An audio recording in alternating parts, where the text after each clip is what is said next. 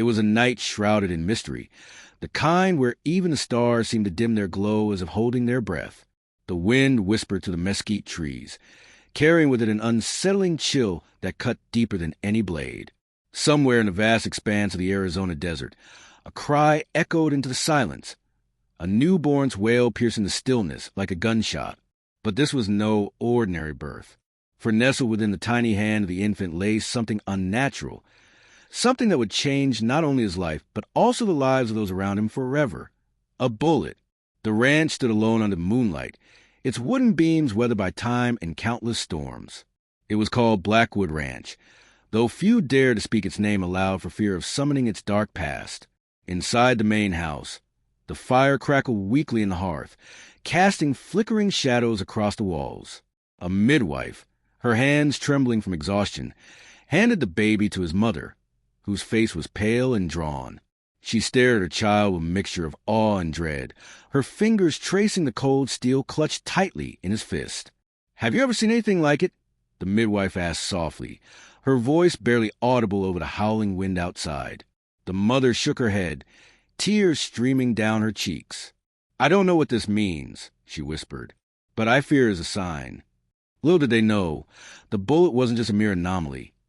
It was a piece of history, buried deep in the sands of time.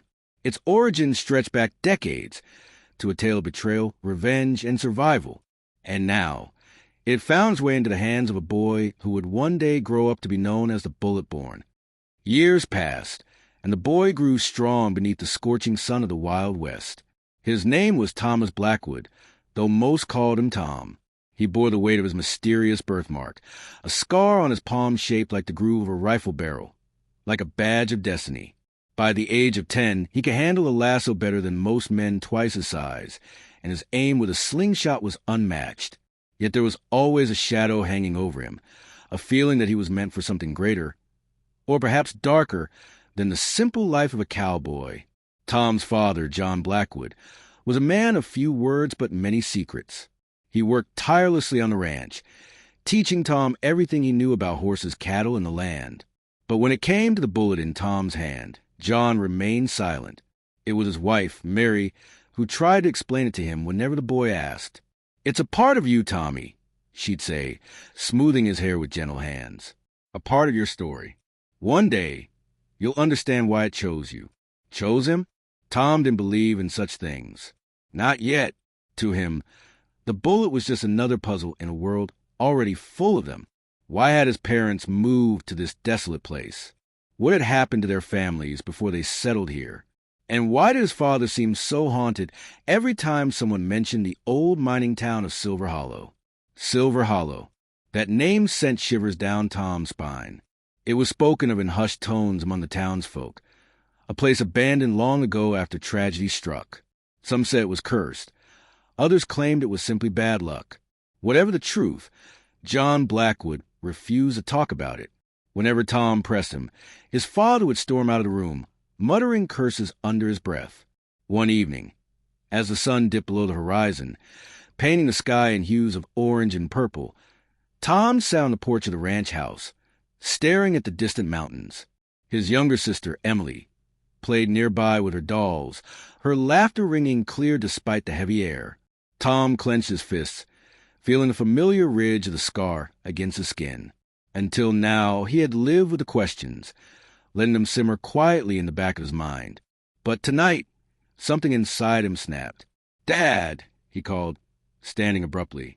"Why won't you tell me about Silver Hollow?" John paused halfway through saddling his horse, his broad shoulders stiffening.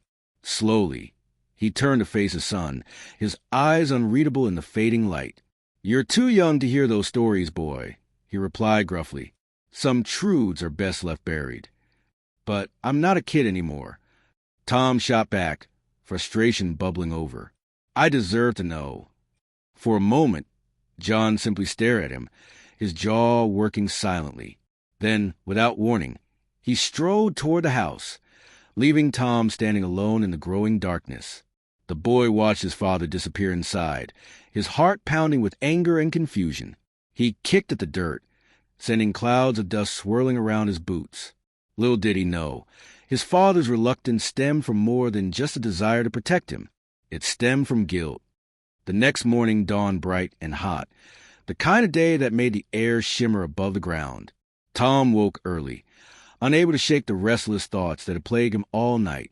After helping his father with the morning chores, he decided to take his favorite mare, Daisy, for a ride. Anything to clear his mind. As he rode farther from the ranch, the landscape shifted subtly. The dry scrubland gave way to rocky outcrops, and soon he found himself near the edge of an ancient forest. Pine trees loomed tall, their branches swaying gently in the breeze. It was a place Tom rarely ventured, for the woods were rumored to be dangerous, filled with wild animals and hidden dangers. But today, something drew him deeper. He tethered Daisy to a tree and continued on foot, his boots crunching against the pine needles. The forest grew darker as he ventured further, the sunlight filtering to the canopy in thin, golden beams. Suddenly he froze, hearing voices ahead. Cautiously, he crept forward, crouching behind a thick bush. Two men stood near a clearing, their backs to Tom. Both wore dusty hats and carried rifles slung over their shoulders. They spoke in low tones, their voices tense and urgent. "You sure about this?" one of them asked, his accent rough and unfamiliar. "I'm sure," the other replied, his tone colder. "Blackwood knows more than he lets on. If we can get him to talk, maybe we'll finally uncover what really happened in Silver Hollow." Tom's breath hitched. Silver Hollow again. Who were these men, and why did they care so much about the ruined town? Before he could think further, one of the men turned slightly, catching sight of movement in the bushes. "What was that?" he demanded, raised his rifle. Tom bolted, his heart hammering as he sprinted back toward Daisy. He leapt onto her saddle and urged her into a gallop, the sound of pursuit close behind him. Branches whipped past his face, and once he felt the sting of a bullet grazing his arm. Pain flared, but he ignored it, focusing only on escape. When he finally reached the safety of open land, he slowed Daisy to a walk, his chest heaving as he struggled to catch his breath. His mind raced with questions. Were those men friends or enemies? And what did they mean by uncovering the truth about Silver Hollow? Most importantly, why did they think his father held the answers? Back at the ranch, the tension between Tom and John escalated. The boy couldn't stop thinking about the strangers in the woods and the cryptic conversation he'd overheard. When dinner was served that night, Tom blurted out everything he'd witnessed, hoping his father might finally open up. John dropped his fork, his face pale. "Where did you see them?" he demanded, his voice sharp. "In the forest," Tom replied, watching his father carefully. "They said something about Silver Hollow, and you—" John looked away, his knuckles whitening as he gripped the table edge. "You shouldn't have gone there," he muttered. "It's dangerous." "Why?" Tom pressed. "What aren't you telling me?" His father hesitated, his gaze darting toward Mary, who sat quietly beside him. Finally, he sighed, running a hand through his graying hair. "All right," he said slowly. "If you must know, Silver Hollow was where your mother and I met. It was also where we lost everything." Tom frowned. "Lost everything? What do you mean?" John took a deep breath, his voice tinged with sorrow. "There was a mine there, one of the richest in the territory. People flocked to it, dreaming of fortune. But greed led to corruption, and corruption led to violence. One night, the entire town burned to the ground. Hundreds died, among them my brother." Tom stared at him, stunned. "Your brother? I never knew you had a brother." "No," John admitted, his voice breaking slightly. "And neither did anyone else. At least, not until recently. You see, the bullet in your hand, it belonged to him." The revelation hit Tom like a punch to the gut. His father reached across the table, pulling a small, worn photograph from his pocket. In it, two young men smiled proudly, standing in front of a pickaxe and shovel. One was unmistakably John, while the other bore a striking resemblance to Tom. "That's Caleb," John explained. "He disappeared the night Silver Hollow fell. We thought he'd been killed in a fire, but then, years later, rumors started circulating. Some claimed he'd survived, living off the grid. Others said he'd become a ghost, haunting the ruins of the town. Either way, I haven't seen him since that fateful night. Tom studied the photo, his mind reeling. Could it be possible? Was the bullet in his hand a connection to this mysterious uncle, a man who may still be alive somewhere out there? Determined to learn more, Tom began sneaking around town, asking questions discreetly. He learned that Silver Hollow hadn't been destroyed purely by accident. There had been whispers of sabotage, of rival gangs vying for control of the mine. And then there was a legend of the ghost miner, a figure said to roam the ruins, guarding untold riches. One afternoon, while exploring the outskirts of town, Tom stumbled upon an elderly woman tending to a vegetable garden. Her name was Mrs. Harper, and she'd lived in the area longer than anyone else. She listened intently as Tom recounted his father's story, her expression thoughtful. "I remember that night well," she said finally, her voice soft. "The flames lit up the sky for miles. But what people don't realize is that not everyone left willingly. Some were trapped. Others hid, refusing to give up their claim to the mine. Do you think Caleb could be one of them?" Tom asked eagerly. Mrs. Harper shrugged. "Anything's possible, dear. But if I were you, I'd tread carefully. Those ruins are cursed, some say. Others believe they're guarded by forces beyond our understanding." Tom thanked her and returned home, his resolve hardened. He needed to find the truth, no matter the cost. But first, he needed supplies and permission. Against his father's wishes, Tom set out for Silver Hollow 2 days later. Armed with a map sketched by Mrs. Harper and a pistol given to him reluctantly by John, he rode into the unknown, his heart pounding with both excitement and fear. As he approached the site of the old town, the air grew heavier, charged with an almost palpable sense of foreboding. The ruins loomed before him. Skeletal remains of buildings half buried in the earth. Smoke still lingered in the air, though decades had passed since the fire. Tom dismounted Daisy, tying her to a fallen beam as he ventured closer. Every step felt like walking on eggshells, as though the ground itself might swallow him whole. Inside the largest structure, a crumbling church, he discovered remnants of the past. Charred hymnals, broken pews, and fragments of pottery scattered across the floor. But it was a faint sound of crying that drew his attention, a sound that seemed to come from nowhere and everywhere all at once. "Hello," he called, his voice echoing eerily. "Is anyone here?" No answer came, but the crying persisted, growing louder with each passing second. Tom followed the noise until he reached a narrow staircase leading downward. Hesitating only briefly, he descended into the darkness, his lantern casting trembling circles of light on the damp stone walls. At the bottom, he found himself in a cavernous chamber, its ceiling supported by crude wooden beams. In the center of the room stood a massive safe, rusted and battered, its door hanging open, and inside, Tom froze, his breath catching in his throat. Lying amidst piles of gold coins and jewels was a skeleton, its bony fingers curled protectively around a single object, a revolver. Beside it lay a note, yellow with age. Shaking, Tom picked up the note and unfolded it. Written in shaky handwriting were the words, "To whoever finds this, I'm sorry. I never meant for it to end this way." Suddenly, the lights flickered, and a figure emerged from the shadows. A man dressed in tattered clothing, his face gaunt but unmistakably familiar. It was Caleb Blackwood, alive but barely breathing. "Tom," he rasped, his voice hoarse. "You came." Until that moment, Tom had doubted the existence of his uncle. But seeing him now, frail and broken yet undeniably real, he realized the truth was far stranger and darker than he'd ever imagined. Caleb told him everything. How he'd survived the fire by hiding the mine, how he'd stayed hidden for fear of retribution, and how the bullet in Tom's hand had been the key to unlocking the safe containing the family's stolen wealth. But there was more, a secret so unbelievable that Tom could hardly process it. "The mine isn't empty," Caleb whispered, his eyes gleaming with feverish intensity. "There's something down there, something ancient, something that should remain buried." Before Tom could ask what he meant, the ground trembled violently, and the chamber began to collapse.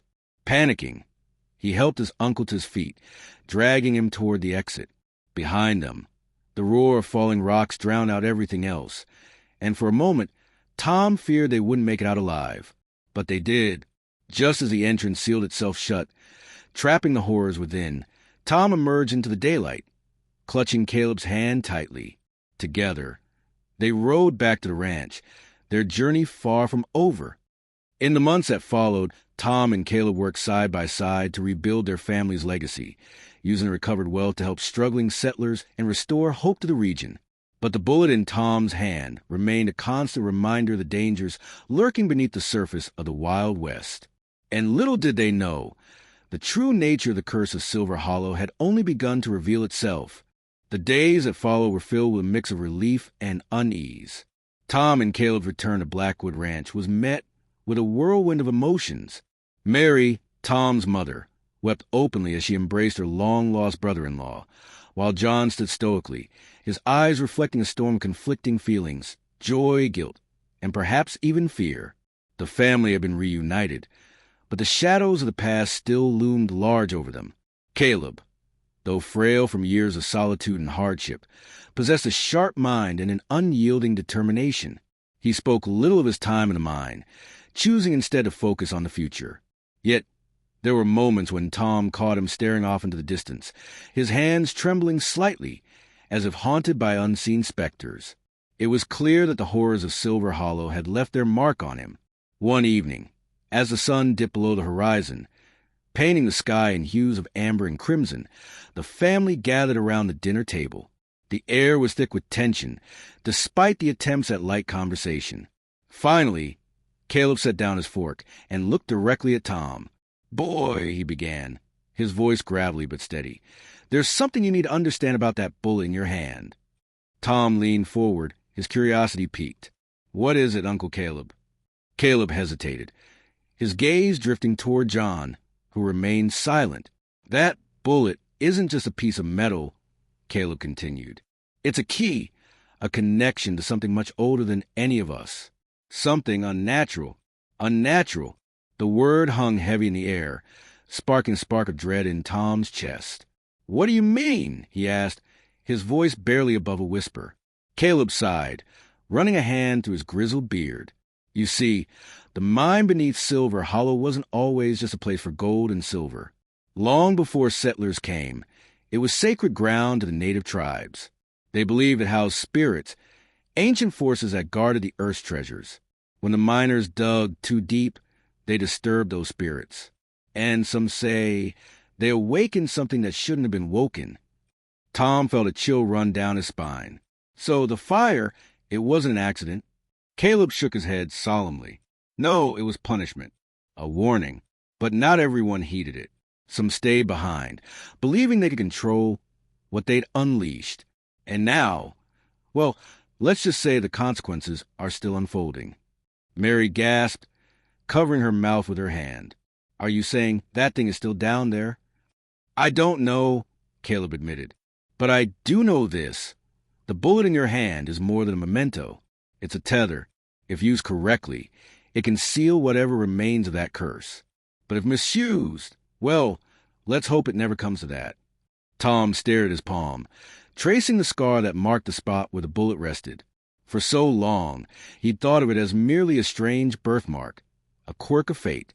Now, it seemed like a burden, a responsibility he wasn't sure he was ready to bear. Days turned into weeks, and the ranch buzzed with activity as Tom and Caleb worked tirelessly to rebuild their lives. Together, they repaired old fences, tended the cattle, and even started planting crops. Slowly, the once desolate land began to thrive under their care. Yet, beneath the surface, tension simmered. John, in particular, seemed troubled, often disappearing for hours at a time without explanation. One afternoon, as Tom helped Caleb mend a broken plow, he noticed his father riding off toward the forest, his expression grim. Concerned, Tom excused himself and followed discreetly, careful to keep his distance. John stopped near the edge of the woods, dismounting his horse and tying it to a tree. He then disappeared into the underbrush, leaving Tom to wonder what lay ahead. Gathering his courage, Tom pressed forward, staying low to avoid detection. He found John standing in a small clearing, surrounded by remnants of what appeared to be an ancient altar. Strange symbols were etched into the stone, their meanings lost to time. In the center of the circle lay a jagged shard of obsidian, its surface black as night. "What are you doing here?" Tom demanded, stepping into view. John spun around, startled, but quickly composed himself.